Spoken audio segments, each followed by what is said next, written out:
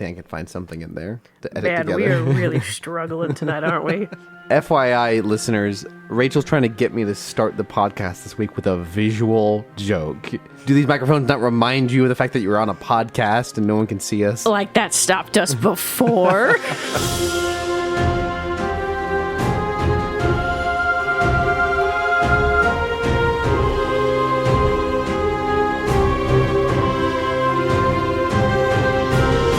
Well, it's Wednesday night, and we're at Rachel's apartment, and that must mean it's Starformers night. We are really struggling. This is a great start. Welcome to Rebels and Robots, episode 34. I'm Cameron. I'm Rachel. This is our weekly chat about Star Wars and Transformers. It is September now. We are firmly out of Hotbot summer, and we are into Ahsoka Tano autumn. Ahsoka Tano tumnal. I cannot believe you managed to bring that back. And we're off to a low start. The only ways to go is up.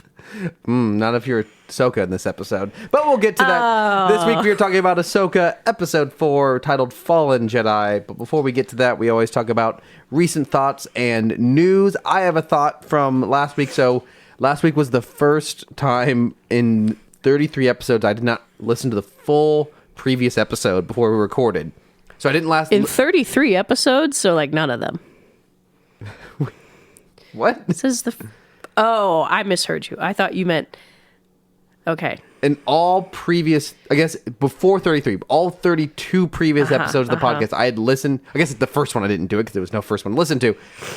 Nonetheless, so 30-ish episodes, I had listened to the previous episode before we recorded again. Did not do it last week. Got about halfway through. So I didn't listen to episode 32, which was the first 2 episodes of Ahsoka, until after we recorded last week. And I realized listening to 32...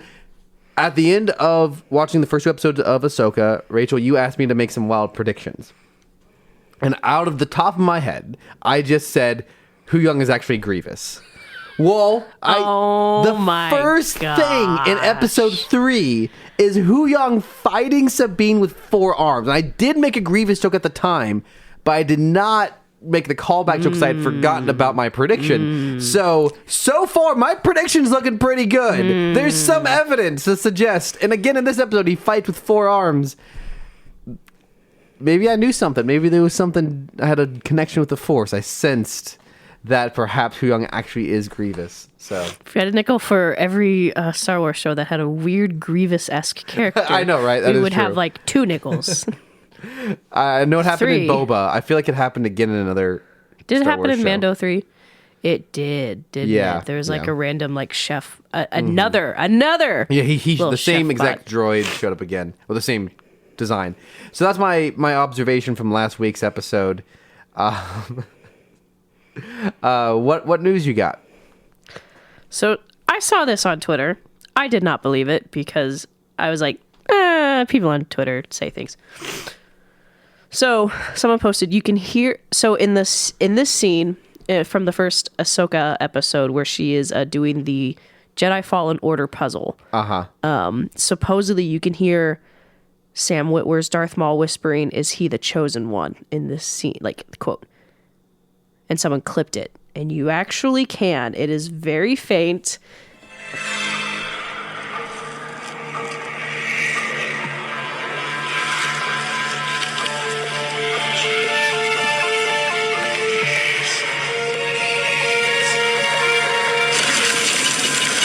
It's faint, but There does seem to be at least a voice there. It definitely sounds like Sam Witwer's Maul, especially from the Twin Sons Rebels episode. Anyways, I'm not sure who had the ears to hear that, but congrats to you because... Dude, people on the internet are wild. Things they can hear, things they can notice. It's nuts. Yeah, bonkers. So I don't have a bit of news, but I do have something that happened to me in the wild this week. Top fan of the podcast, Megan, was with us when this happened. We were at... You hurt my mom's feelings. Look, just because you're not number 1 doesn't mean we don't love you, but she's made 2 fan edits, so I think that's pretty good. We were at Sonic, and there was a bit of podcast material showed up. Sonic's toys right now are Transformers Earthspark. And 4 of your favorite Transformers can turn into spoons. Did I swipe the right one? No, it didn't even move, which was really funny. You take their head off and they turn into a spoon, and then you can I think you can transform their body and they kind of look like a vehicle. I don't like that. You've got, but see, they're very cheaply made. They're all one color. You've got Optimus Prime, Bumblebee, Megatron, and That's Alita 1. Alita 1. Put some respect on her name. And so very cheap toys. Probably reflects the quality of Transformers Earthspark, the cartoon show. But I've actually heard quite funny to good run into things that. about it. Really? Uh-huh. Interesting. So nothing super fascinating, but it was fun to. It is fun that once you start looking for Star Wars and Transformers stuff. I mean, Star Wars is obvious. It's super popular. It's out in the world, but Transformers is especially funny, given it's not like so popular. So it's fun when you run into it out in the wild. What other news you got? So it's not necessarily news per se, but so last episode we got Ahsoka spacewalking and doing lightsaber fights, and people are like, "This is stupid." People thought it was, not everyone, but some people thought it was really goofy, stuff like that. Well, we've seen it twice before, in Clone Wars and in Rebels. Yeah, which checks out. Which I knew, but I remembered the Rebels one, and I was like, I'm sure we've seen it in Clone Wars too, because Star Wars is fun when it's goofy. I agree. The other thing I had was Senator Hamato Ziano, who we saw last episode, that Hera was kind of going up against, when she was like, when did you fight in the war? And, it's very obvious he didn't fight in the war. He is actually seen in Star Wars Resistance. Of course. About 20 years later, he's actually the father of one of the characters of the main cast of Star Wars Resistance, which we haven't seen Resistance, so we didn't know that. But someone posted it. So that's pretty cool. Yeah, I mean, this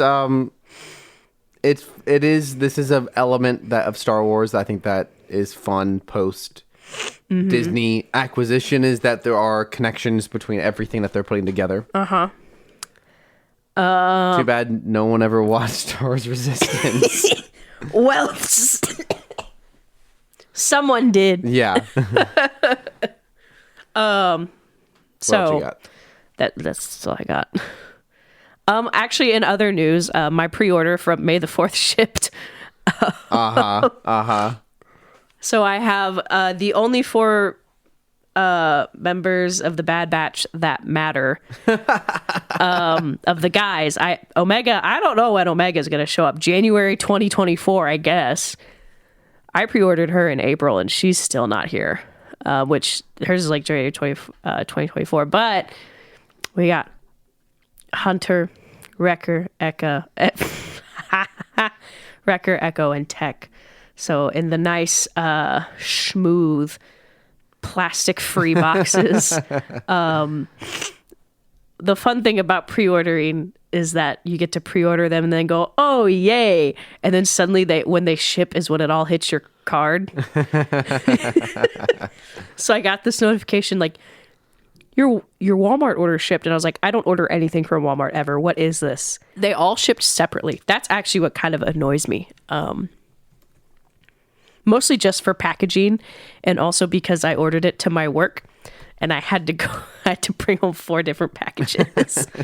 Looks like you're stealing stuff from work. Oh my gosh. Okay. But so I hadn't been at work yesterday or today.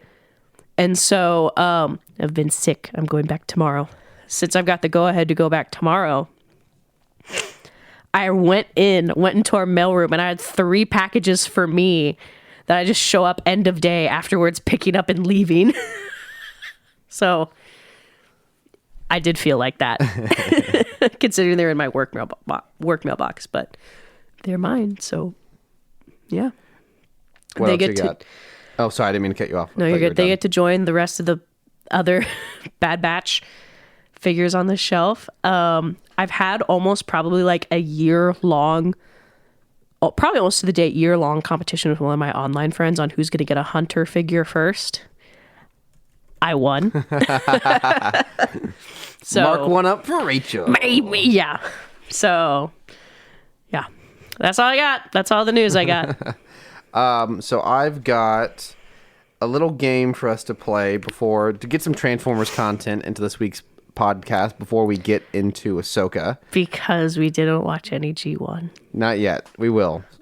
So Cameron's got to take time to heal from that. For some reason, I had the thought to do Star Wars versus Transformers Bot Battles. Yeah, robots. What and battles? Bot Battles. Oh, okay.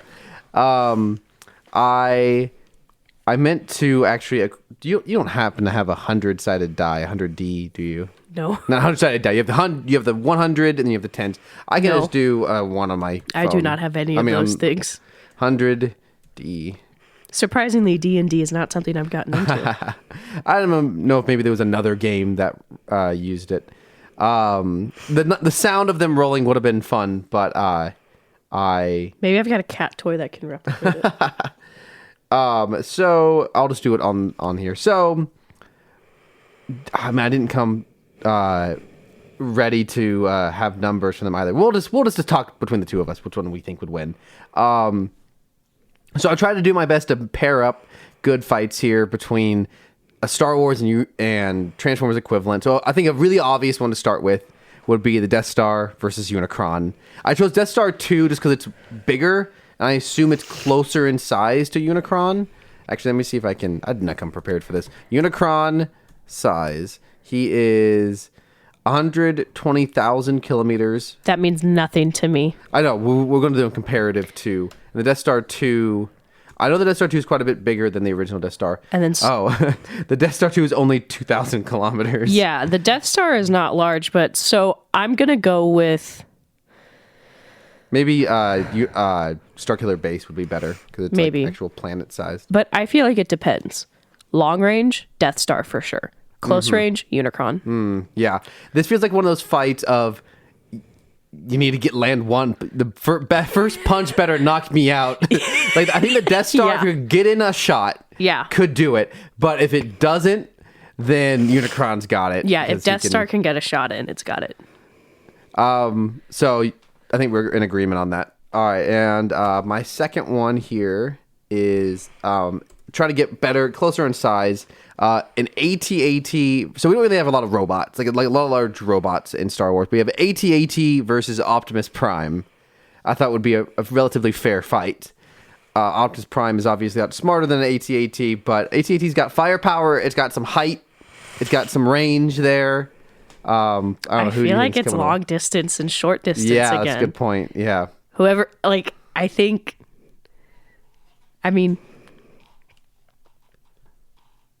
yeah, if it gets a shot in on Optimus, it'd probably take him down pretty quickly, but have they considered the plot armor? yeah. It is hard to say Optimus Prime He might die first, but he'll be back. And so I do feel like, just recollecting back to the movies, I feel like we see Optimus Prime getting shot by large explosions a lot. Yeah. And so that would, if he's susceptible to that, the AT-AT, but also the AT-AT takes so long to move. It's so slow. You could potentially, even I thought about other similar vehicles in Star Wars, but I don't think any of them, ships would maybe even be better. So especially in The Last Night, there's that very famous scene of Optimus swinging his sword. He decapitates 5 at the same time. You just got to do that to the ankles of the AT-AT and it's down. That's true. So next we've got Megatron versus C-3PO. Now this is obviously a difficult fight. I know that there's a lot of controversy in the fan bases of C-3PO being an overpowered character, but I do think Megatron would stand a chance. I do think that if you could sneak up on him, what do you think? Is this pre Rise of Skywalker C-3PO, or is this the 2-second red eye C-3PO? Yeah, I think Sith controlled C-3PO would not hesitate, but I think that would be the only. So we'll call that one a draw. Mouse droid versus Bumblebee. What do you think? Do you think Bumblebee would have a chance against a mouse droid? They're very fast. They're everywhere. They're like ninjas. Bumblebee's got, too much of a proclivity towards not killing things, but I think mouse droids, they've got no face. Not Baver's Bumblebee. Oh, that's true. It's like probably like a banana peel. They like step on him and just. But then Bumblebee falls and snaps his neck, and the mouse droid is fine. I think that Bumblebee only wins because of the power of friendship in the end, and mouse droids seem to be very lonely. Finally, we're gonna go with Starscream versus Leia's pet droid from Kenobi, the series. What was that droid's name? Lola. Lola. It's Lola. So Lola's winning. Yeah, so Lola wins. Lola. I forgot Lola wins.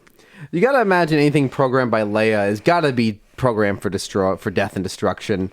And I just don't know if Starscream... I think Starscream would most likely underestimate Lola, and then Lola would probably tear Starscream limb from the inside. Yeah. Like a parasite. However, Starscream does have the benefit of never having been in the TV show Obi-Wan Kenobi. So that does give him some strength ahead. So that one, we'll leave that one TBD until... Firing shots tonight. And thus in this week's Star Wars versus Starformers Bot Battles.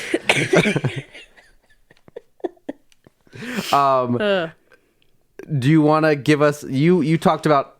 you texted it to me. I am not ready. No, not this week, but in a future week, we'll have another game that you suggested. Wipe the floor with you. I'm so sorry. What? I will wipe the floor with you. I'm so sorry. Of naming songs. How quickly can one of us name a song? Anyways, good stuff. Good game.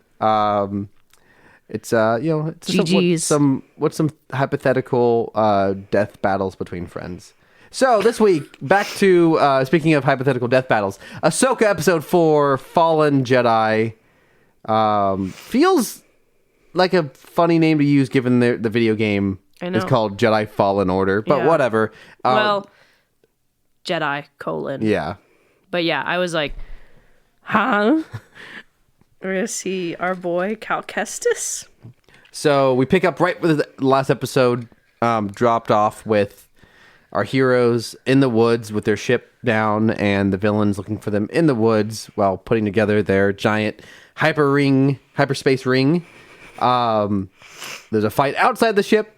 Happens pretty quick. Does anything significant happen before the fight that you'd say? There's a conversation between Sabine and Ahsoka about not worrying. Yeah, and also go ahead.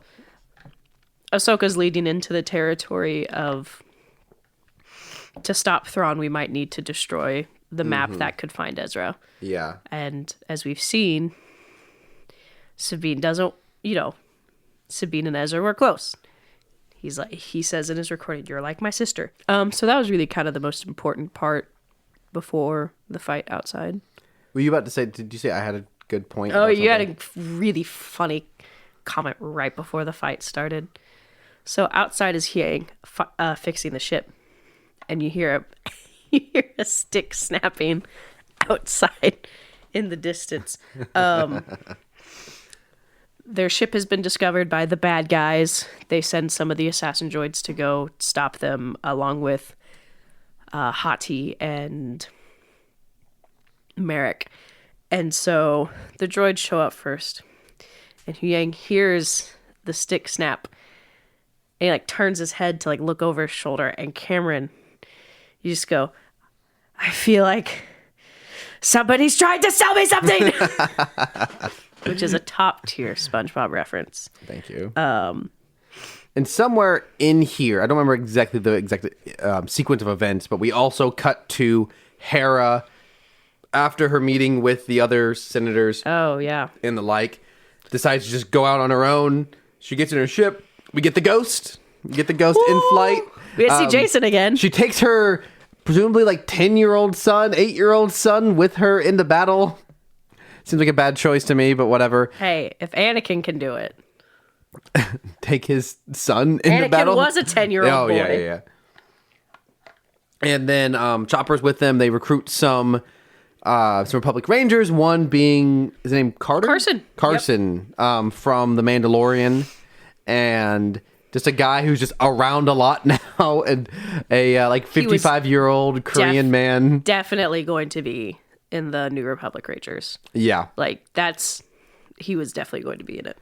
And then we cut back to Sabine and Ahsoka and Huyang fight some guys up to their ship. Huyang gets into a fist fight with an HK assassin droid, and he can use his secondary arms as mallets, just whacking. That's a fun fight, I thought. Then we get another fight out in the forest between. It's a rematch from previous lightsaber battles we've seen in this show. It's Merrick versus Sabine. Sorry, Ahsoka and Sabine versus Merrick and Hottie. Yeah, Shin Hati. Yeah. And Sabine wins her fight, slices Merrick open, and he explodes into gas. Ahsoka. Yes, sorry. Ahsoka and Merrick. Yes. Sabine and Shin. So Ahsoka slices Merrick open, and someone online hypothesized that he was potentially a dead Inquisitor that Morgan resurrected with her evil magic. Way more sense with Dathomirian magic. That makes a lot of sense. Yeah. Do you know what I'm happy about?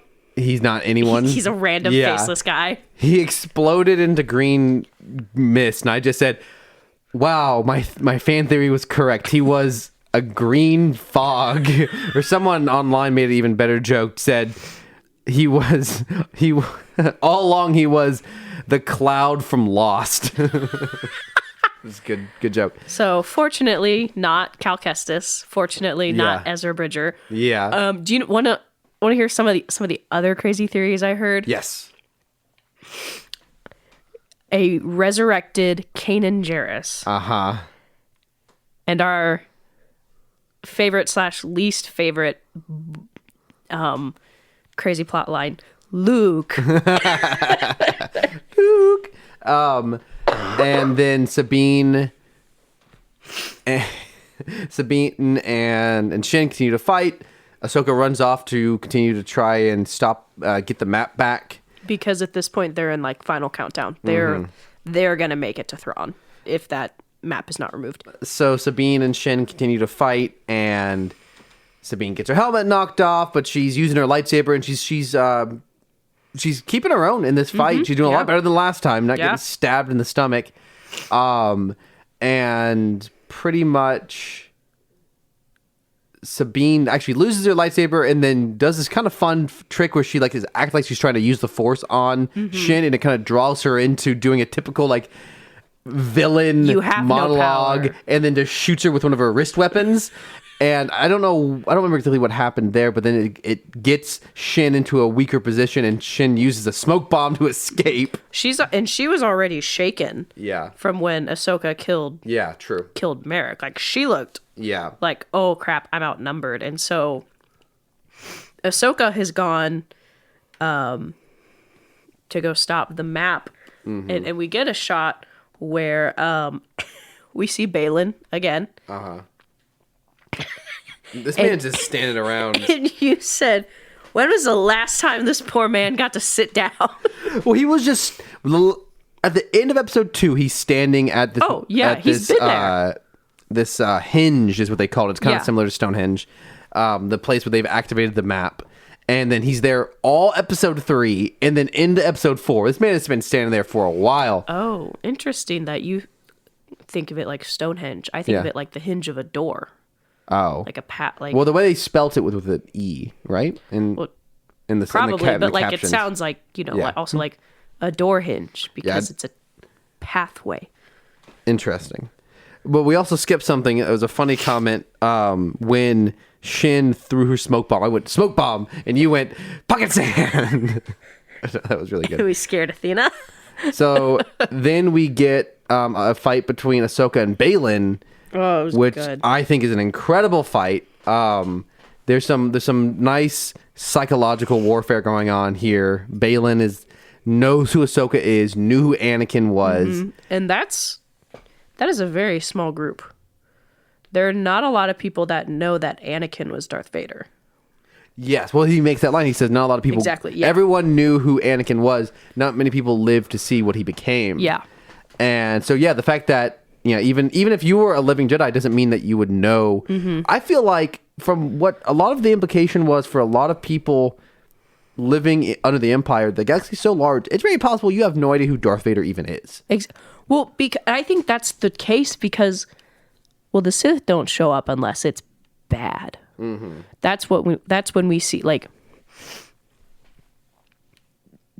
I feel like the everyday person is not going to know who Darth Vader is because if they're just doing their thing, they're farmers, they're not rebels, they're just going to be upset at the Empire about taxes, taking their land being taken, things like that, typical things. People didn't see Vader until you were screwed up.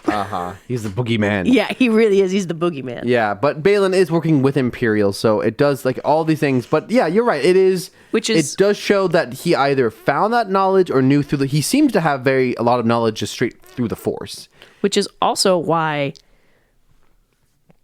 there's an interesting scene, not to like call back to Mandalorian season 2, the end of Mando, when Luke is on the ship and we see the green lightsaber, and Moff Gideon looks like he just pooped his pants. That is a scared man. Because really, probably Moff Gideon is a high-ranking Imperial. All he would know is that Luke Skywalker went into a room with the Emperor and Darth Vader, and he was the only one that walked out. Yeah, it's true. Yeah, that's very true. And so then Ahsoka, I feel like she was winning this fight, and then Sabine shows up, and that puts her off balance. Well, she was until she ripped the map out of its stone pedestal, and it burned her hand, so she couldn't double blade her lightsaber. Yeah, she was... Through this entire episode, she's only fighting with one. She has two lightsabers. She's only fighting with one. And she knocks out Shin. Because Shin shows up before Sabine does. Yeah. Oh, yeah. So that was what it was. Shin shows up to Sabine. That implies that Sabine is dead. That puts her off balance. She throws Shin against a wall, knocks her out. Sabine shows up, but that distracts her long enough for Baylan to really go after her and knock her out into the ocean. That's where I think the fallen Jedi part comes in. It's very literal. Well, that's what I said, because we see them at the cliff, and Baylan was holding Ahsoka there. Ahsoka is telling Sabine to destroy the map. Yes. But she doesn't. She has it in her hand with the gun pointed to it. But she cannot bring herself to break it, because that's the map to Ezra. So Baylan kind of just looks at... So at this point, Ahsoka's now gone. She's fallen off this cliff off into the ocean. Baylan shoved her. Yeah. And Sabine now has the map globe thing in her hand with a gun pointed at it, which to me, a solid metal sphere does not seem like it could be destroyed by a blaster. Not easily. Not at point blank range, it seems like it would do more damage to you in the gun. But Baylan pretty much just reads her and turns his lightsaber off and knows that he can convince her, because he's like, this is your only chance to save Ezra. How he knows who Ezra is interesting. This is why, again, I said he seems to know things just through the Force. I think he's reading her thoughts potentially. And he says, your family died on Mandalore because your master didn't trust you. And that is what I want to know more about. Yeah. Because that implies, because at the end of Rebels, her family is alive. So from what I'm guessing, it wouldn't be too far to assume that Sabine's family and the rest of Clan Ren were victims of Night of a Thousand Tears like the rest of the Mandalorians. Yeah. So that's something that we see in Book of Boba Fett, right? Is when we get the actual depiction of the Purge of Mandalore. Oh my gosh, is it really? It's a Mandalorian, quote, Mandalorian episode, but whether it's in Mandalorian Season 2, I'm pretty sure it's in Book of Boba 5. Fett. And nonetheless, it's a Mandalorian storyline montage where we see Mandalore just get wrecked. And so that line, because they're dead because your master didn't trust you, is that implying that Sabine could have stopped that if she were there, but she was not there because Ahsoka did not think she was ready to go back and become the leader that she's seemingly destined to be? Or Ahsoka knew she'd probably die too. Yeah. So, nonetheless, I think this is actually a really excellent scene of suspense because there's a lot of scenes like this in Star Wars, in fiction as a whole, where a hero is tempted to join the villains, to do something selfish. Typically, it's something that with not a lot of stakes. Typically, it's something that the only reason the character would do it is if they acted out of character. But in this scene, this is one of the very few times in the show so far where the slower pace, I think, really pays off. And oh, sorry, continue. I think that this scene is somewhat drawn out. I think it works. I legitimately did not know what she was going to do. I believed 50-50. She would destroy it or give it to him. And when she finally did give it over, I was shocked, but it did not seem out of character. And it did not, like, it was an interesting choice. Natasha's acting as Sabine has really grown on me. Yeah. The first episode was kind of, I wasn't sure. Mm-hmm. She's grown on me. I think overall everything is clicking in this episode. Yes. And it feels like things are happening. It feels like we're propelling towards something. It feels like there's tension. It feels like there's stakes. It feels like, okay, it no longer feels like this show is just like treading water until Thrawn shows up. It feels like Thrawn might show up at any second now. Yeah. Like it feels like whereas the previous 3 episodes did not feel like by the end of the episode anything significant would happen. This episode feels like, oh man, it's hitting the fan now. Yeah. Things are getting bad. This actually feels like a story. Mm-hmm. It feels like characters are doing something. It feels like characters have motivation. This is an excellent episode of Ahsoka. And this is like the pinnacle of that. Yeah. And so Sabine makes the decision to give him the map. Mm-hmm. He takes the map, turns it back, just plugs it right back in, and it just finishes booting up. The second the map coordinates finish loading to the space ring, he just destroys it.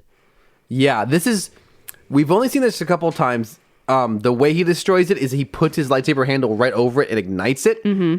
Such a cool thing to do. Mm-hmm. The only other time I can really significantly remember seeing someone do that is Kylo in episode 8. Yeah. He catches his lightsaber and just activates it and it goes through that guard's head. It's just such a logical way to use a lightsaber. It really is. And so it's a very small moment, him destroying the map, but it looks great. It's just a nice little moment that I thought was really cool. And we kind of see it dawn on Sabine's face. You know, she's like, I don't know. She's shocked. Betrayed by Sith, shocked face. But, you know, like, you kind of see it in her face that she realizes, she messed up. You know, she has nothing to go off of at this point. And so she's prisoner. Shin wanted to kill her. When Shin woke back up, Shin tried to kill her, and Balin makes a comment where he goes, I gave her my word, and I'm going to keep that, unlike her master. And so I'm like... Yeah, he's full of one-liner zingers out here burning people without a lightsaber. So I'm thinking, of course, this is going to be contention. They hate each other. And so, no doubt, I have a feeling it's probably going to lead to Shin doing something stupid, and Sabine gets free, you know. My first thought, though, was that they're going to do like an apprentice swap, like how TLC would do wife swaps. They just swap apprentices, but that didn't go that way. So they head back up to the space ring. Balin, Shin, and Sabine and Toa and Morgan is there. And they're like, we're ready to jump to space. Hera and her 5 starships finally show up. And they're like, we're here! And so they see the ring. And Morgan's like, we're going to go. And so they jump into hyperspace. They disable the ghost for a short while. The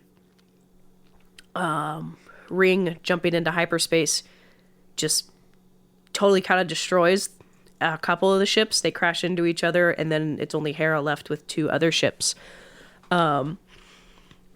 She does get in contact with Hiang, who's like, who finally gets in contact with her. He's been working on repairing the ship this whole time. He, you know, has no idea what's happened. Sabine is gone, and Ahsoka is somewhere in the ether. As we see after the ship has jumped into hyperspace, there's an aerial shot of Hinge, and it kind of pans over the ocean into a gorgeous transition. Like, this is some nice seamless transitioning into an overhead shot of Ahsoka lying on her back, and she is woken up in the world between worlds. Mm-hmm. For those of you that have not seen Rebels, this is a concept that was introduced in season 4. It is not a time travel gimmick. The episode it is basically it's a world between worlds. It's all black and white, and it's a world that's between fixed points in time, like important points, fixed points. It's not like a time travel loop thing.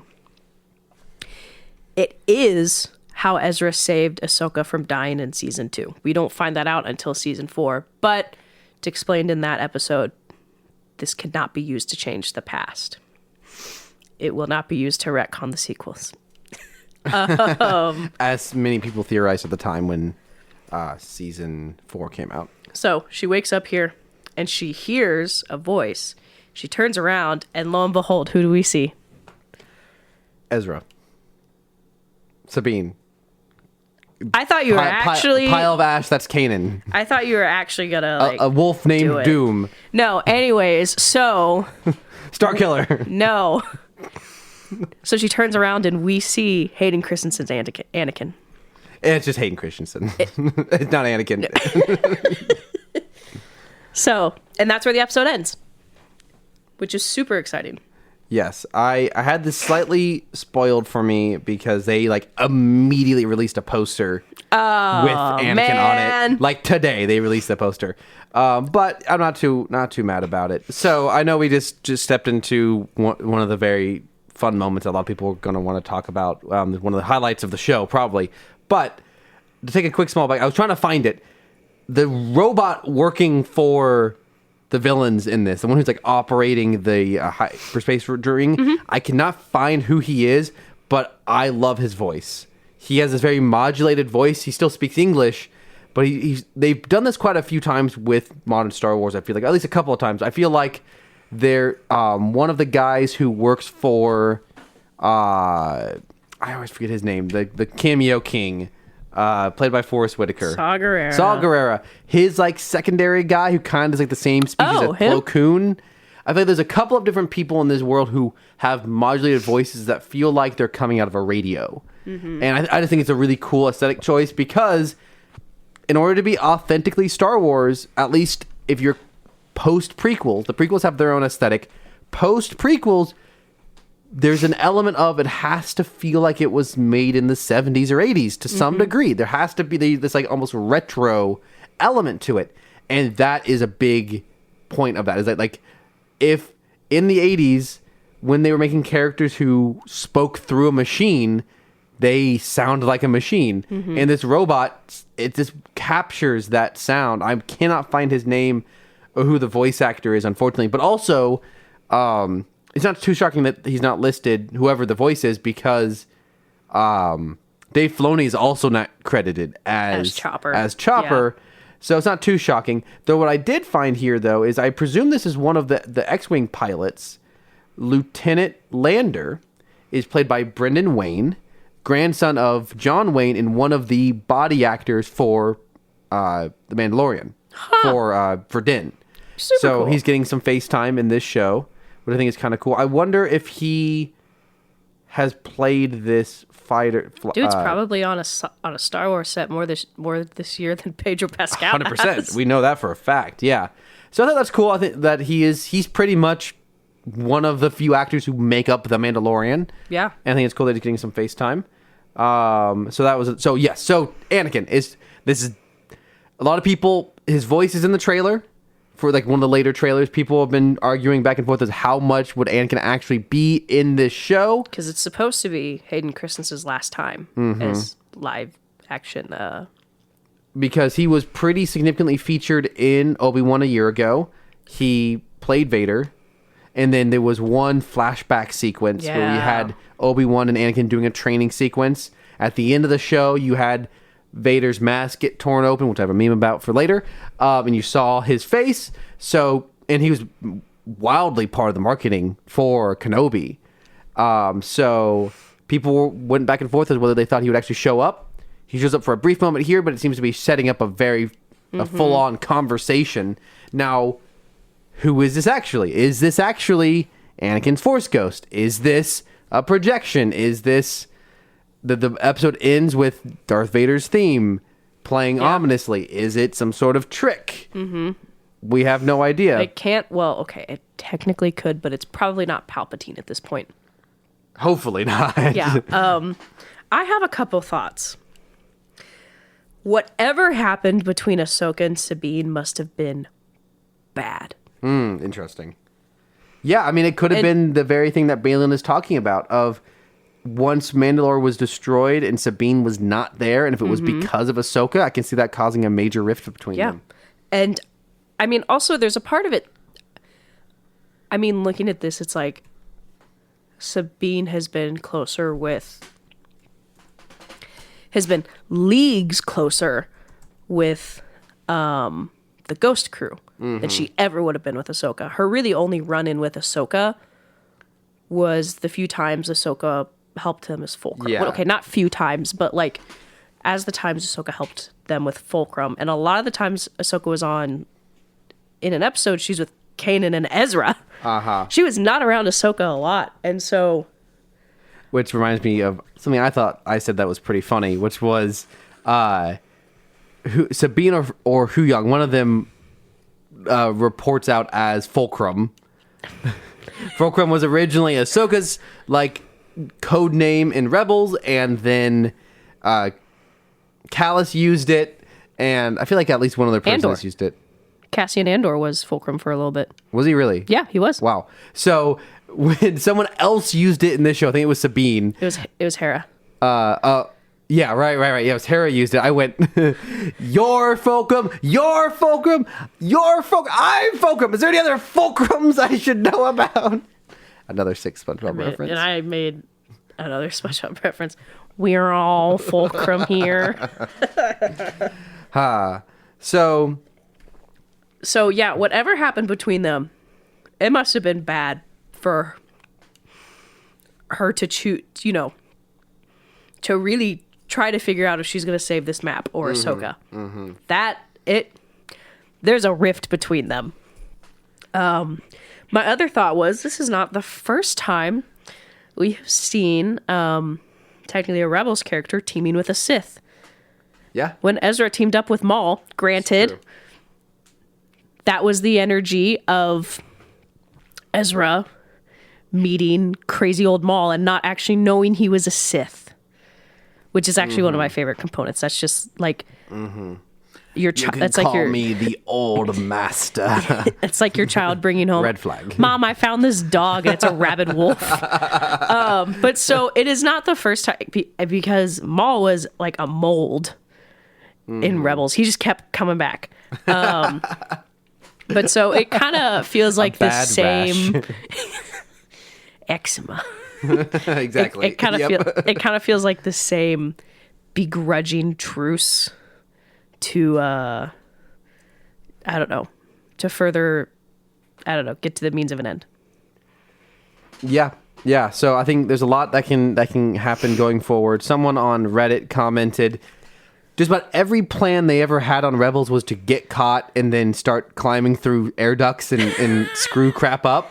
That is correct. That's so correct. So Sabine could be playing 4D chess here. She could. She's smart. Like, it seemingly is obviously being conveyed to the audience right now that it seems like she's like given up in a moment of weakness in order to save Ezra. But it's possible she's just doing this, realizing fighting these guys is not going to solve the problem, but getting close to them, maybe killing Thrawn. Because I think maybe there's some logic to thinking if Thrawn's alive, kill him.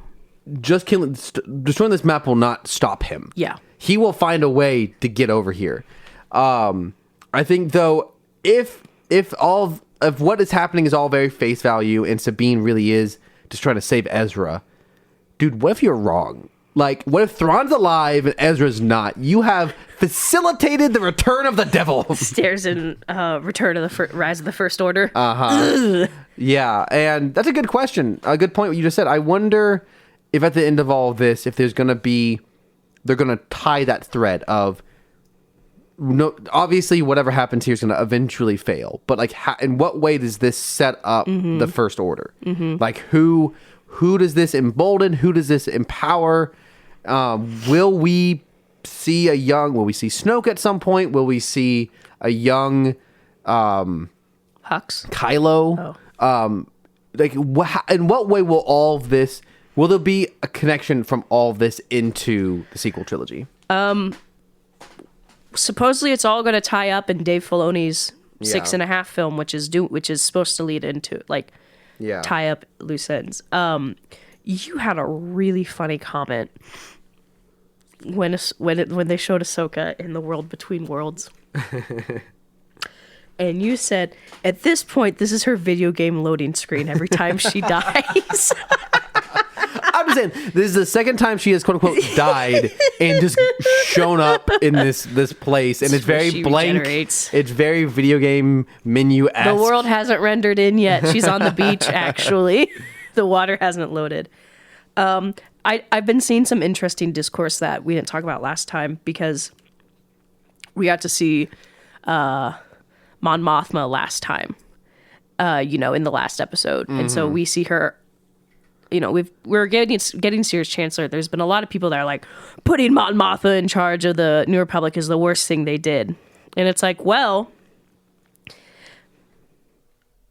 not saying she was a perfect leader, because as we're seeing, things are not going super hot for the New Republic as they're trying to not be the Empire, but also get rid of the Empire, but also not being good at getting rid of the Empire.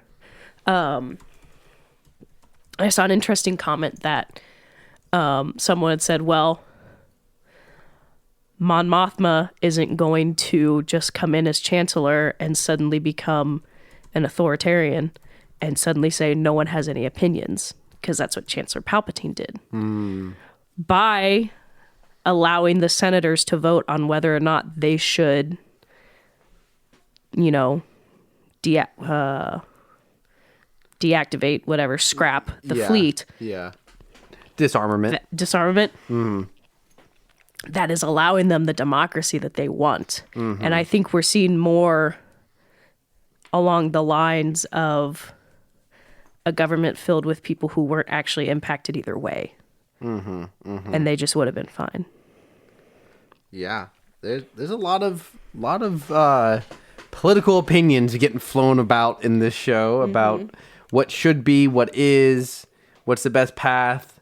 It really shows that it was a pretty smooth transition of power at the end of the Clone Wars into the Empire, and I think it helps if a good chunk of the senators are all neutral. That's true. That's true. But now we're getting a lot. This is a good reason why the First Order was able to come about and disrupt everything, because the Republic never really got settled. It seems there's problems from the get-go. To make a quick aside, something I thought about while I was watching the show, and a comment on Reddit is reminding me about it.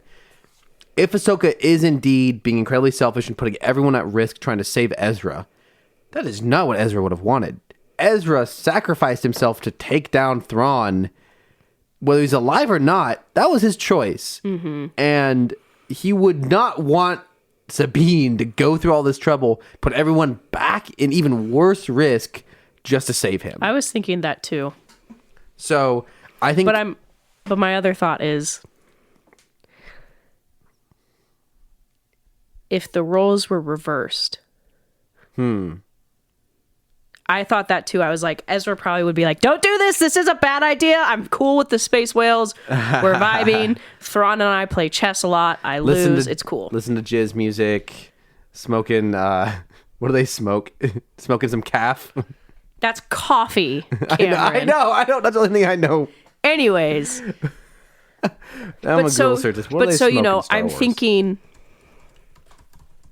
I'm thinking this in two ways. Like, Ezra probably wouldn't want that. He's like, don't endanger people. But if you switch the roles, if you look at it from a point of view where Ezra was willing to go to such an extreme length to save those he loved, yes, it was self-sacrificial. But we have seen what Ezra has done to save his friends as well. They smoke tobacco. Stop. I'm trying to have a good conversation with you. I agree with everything you're saying. You have any other final thoughts on this episode? Good stuff. Seems to be, if the show can maintain this energy, this flow, this level of just everything, acting, writing, action, I think it'll do just fine. Love it. And we will return next week with episode 5. And until then, we're going to leave you with our meme minute, but it's longer than a minute. Is it long enough to get us into another galaxy? We'll see. I've got a lot of memes. I would like to start off with my first time I've had a video in a little while. Aww. And I don't remember what it is, so here we go. But is this really the end of Optimus Prime? Find out in tomorrow's exciting episode, The Return of Optimus Prime. Kind of spoils it. If you ask me. Oh my gosh. It's just no pause. Is this the end? Join us next time for Return of Optimus. That you know what, you could have easily put that at the end of episode 2 of Ahsoka with, is this the end of Sabine? Join us next week for the return of Sabine.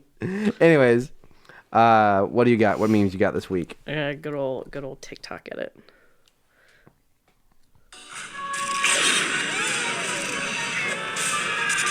This is Chopper's kill count. It is. It's just Chopper being an absolute menace.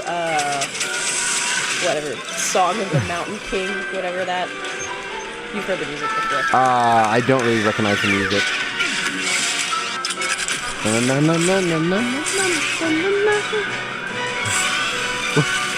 What is with you in the visual jokes today?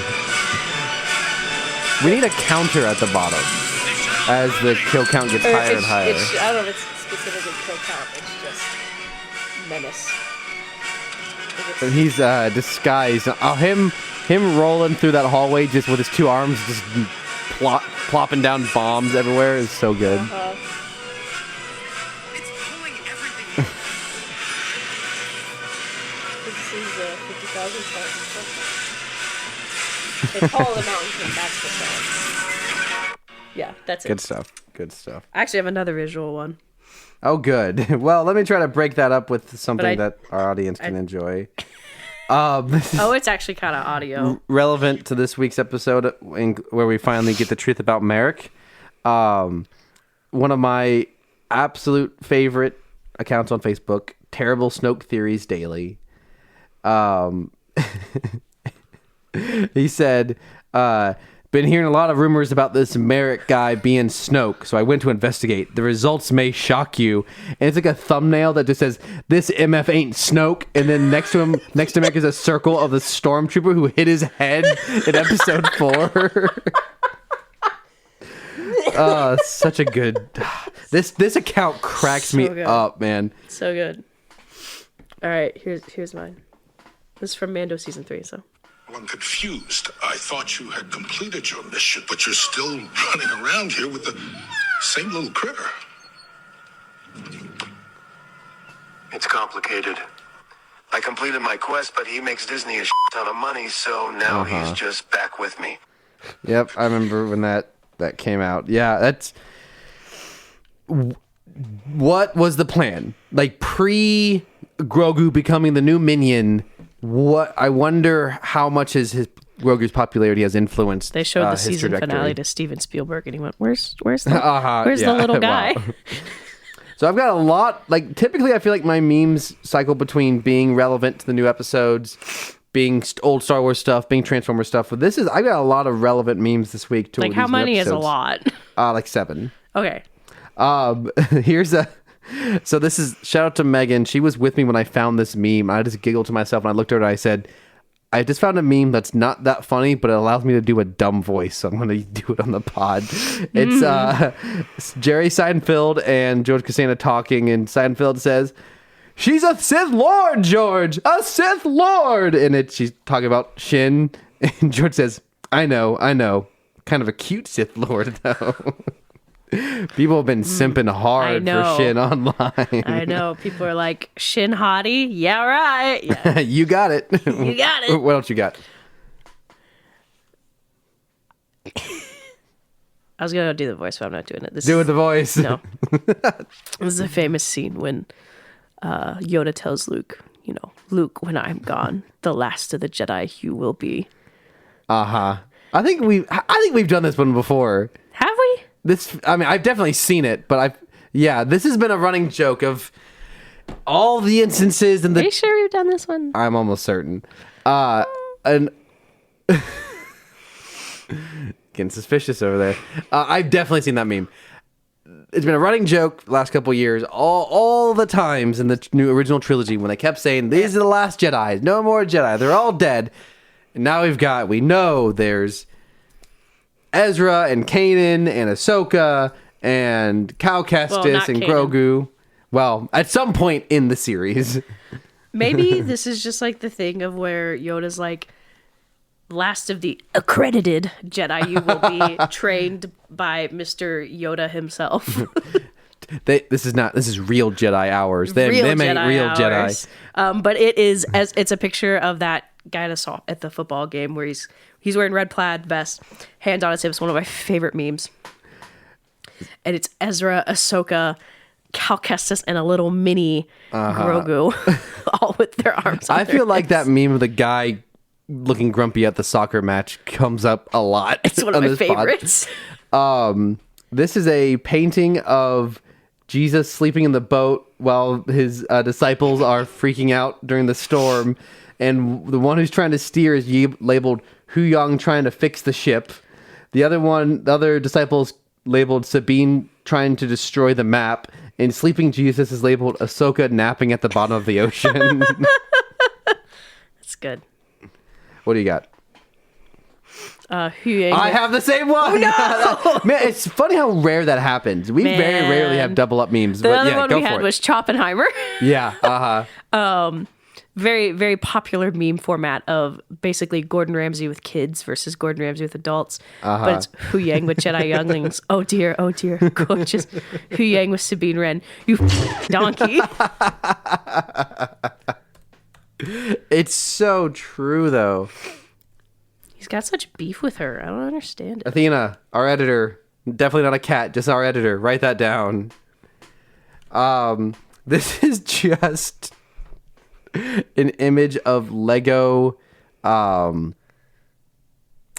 Jason Sandula, and it just says they lied to us because he has brown hair. Does have brown hair. But also, this definitely got to be edited in. It's got a little like behind him. It does. And really large is the cartoon version of him. What do you got? Leaked season 2 footage from the Book of Boba Fett. I wanted to hear your thoughts on it. That's good. It's just a screenshot of Lego Mace Windu versus Lego Boba Fett in the cantina. It's good. From the original Star Wars trilogy Lego games. The best ones, anyways. This is a screenshot this is like stills from last week's episode, and Shin Hati is saying Godzilla. Stop it. Shin saying, Merrick, form up on my wing and wait for my signal. Merrick says, as you wish. Then the grandpa from Princess Bride? Oh my gosh. That day, Shin was amazed to discover that when Merrick said, as you wish, what he meant was, I love you. Not anymore, though. Nope, he's dust. He dust. But maybe that's why she was so disturbed by his death. Oh, yikes. Transformers art styles in a nutshell. G1, cardboard boxes. Animated, it's Clifton Chin from Fairly Odd Parents. IDW is like this drawings. A wide range. Yeah, and Bayverse is just pile of scrap metal. Good, very accurate. Very accurate.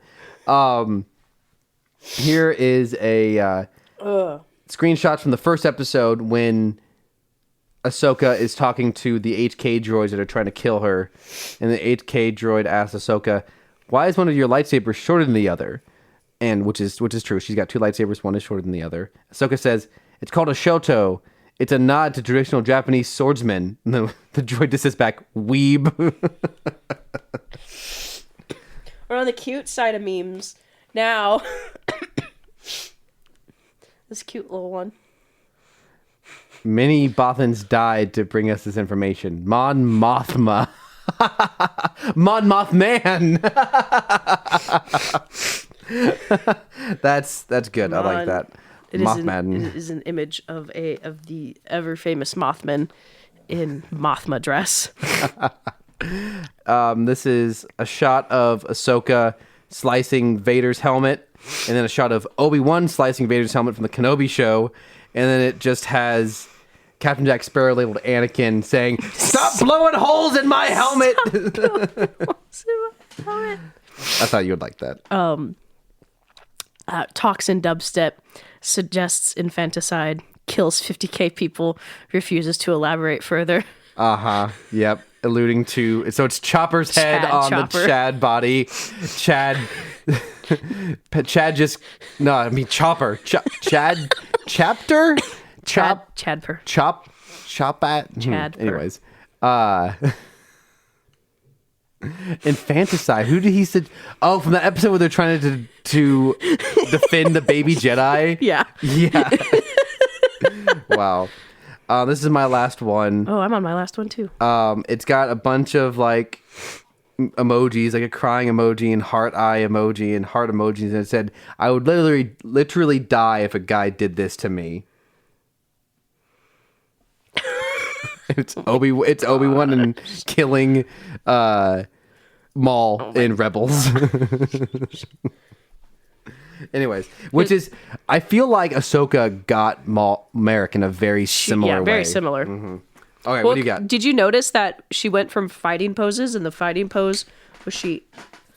They both are like, there's a bit of, again, I talked about psychological warfare. They're each between, like, they have like very short, intense interactions, and they'll both step off, and they'll both shift between fighting styles. But that was really interesting. And she shifted into very similar fighting style like Obi-Wan did. Here's my last one.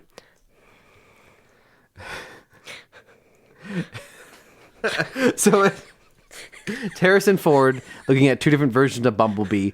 One is the Bayverse one, and he says evil. And then it's got the actual like 2019 Bumblebee movie, or 2018, and it just says baby boy baby. Great. Good work. And thus ends this week's Meme Minute, but it's longer than a minute. Pass out. Is it long enough to kill Rachel is the real question. And if you don't know, every week we each make our own meme.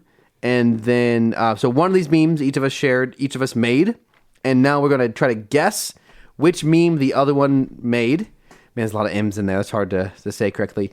I am currently 6-2 on the season. Rachel's 5-3. So it's a close season so far. Weekly reminder that Caleb is 0-2. And I just sent Rachel my memes. Rachel just sent me hers. Got 7 to choose from. Well, I know it wasn't this one with Luke talking to Obi-Wan. Luke talking to Yoda. I know it's not the young one. I saw that one. This one is a screenshot from Reddit, so I know you didn't do that one. Or is it? The Transformers art style one is very you. Mon Mothman is really funny. That could be you. The Chopper Chad one could be you. Doesn't quite feel like your sense of humor. I'm too bad I was looking at mine instead of yours. The Harrison Ford one definitely could be you as well. That I did not narrow it down very far. Transformers art styles in a nutshell. Man, this is difficult. You got a good range here of jokes. Mon Mothman. You don't talk about Mothman very much, so that seems unlikely. I'm down to 2. I'm gonna guess a Transformers art styles in a nutshell. No! Is it the Harrison Ford one? No. Is it Mon Mothma? Good job. That's funny. That's a good one. I really like that one a lot. I made that one from scratch. Yeah, it's great. It's a good joke. Okay, well that drops me down to 6 and 3 on the season. Not pretty good though.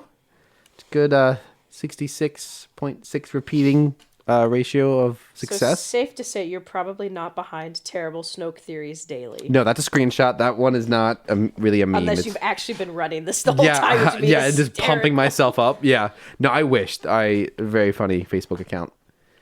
Definitely not me.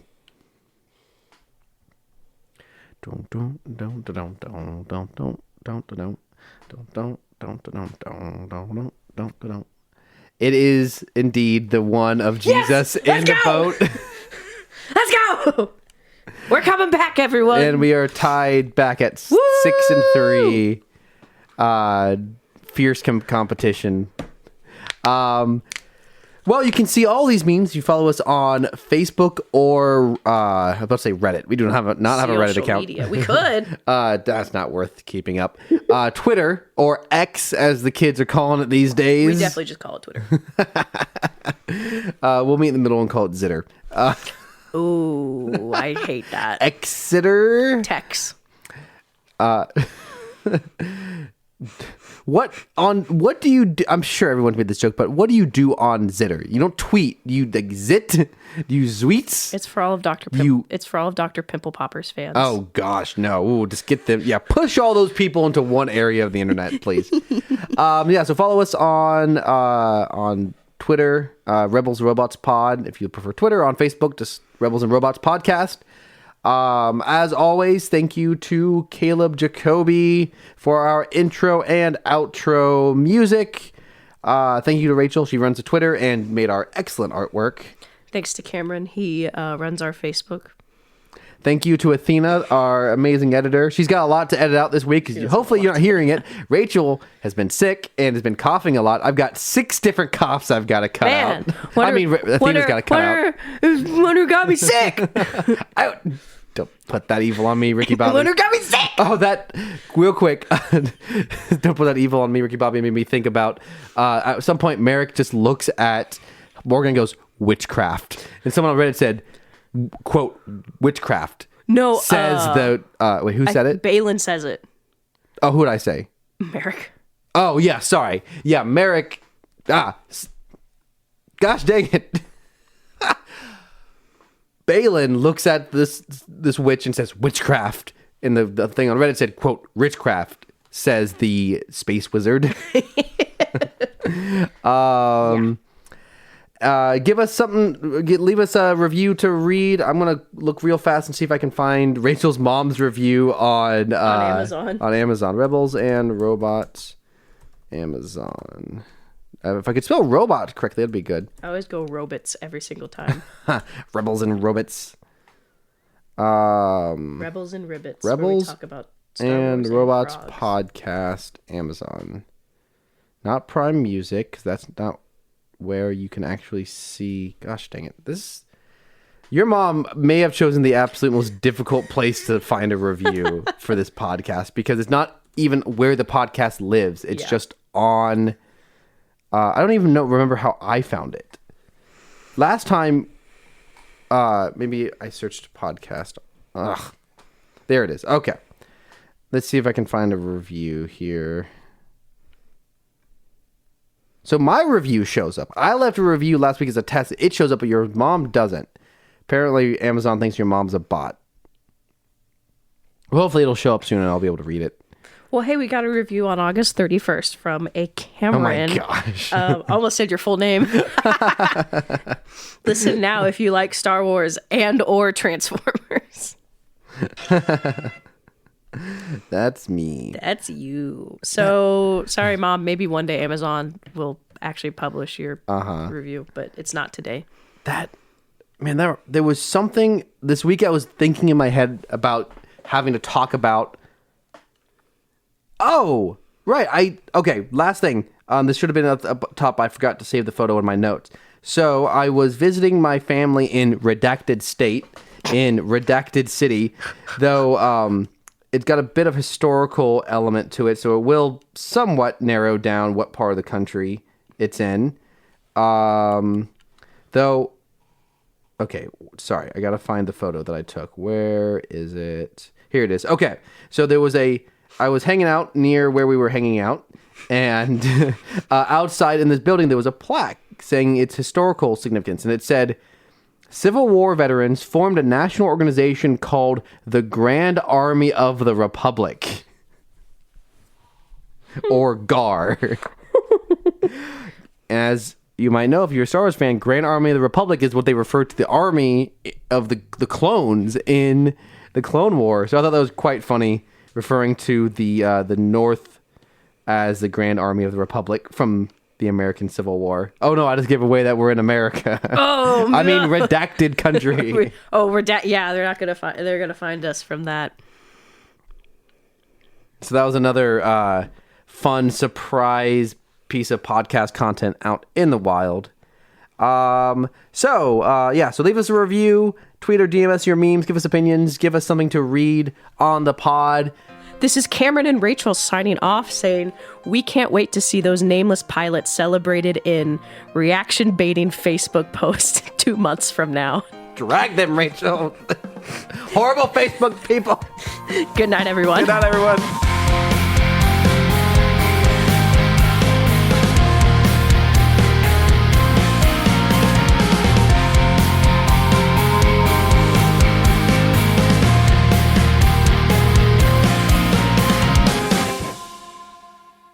This is Cameron and Rachel signing off saying, Pocket Sand. I have 2 more alternatives we could use. This is Cameron and Rachel signing off saying, I actually hope Merrick was Luke, so now he's dead. That'd be the ideal, honestly. Or here's the other one. This is Cameron and Rachel. This is Cameron and Rachel signing off saying, You're Fulcrum, he's Fulcrum, No. I'm Fulcrum. No. Do you like any of those 3? Do you have a better idea? No.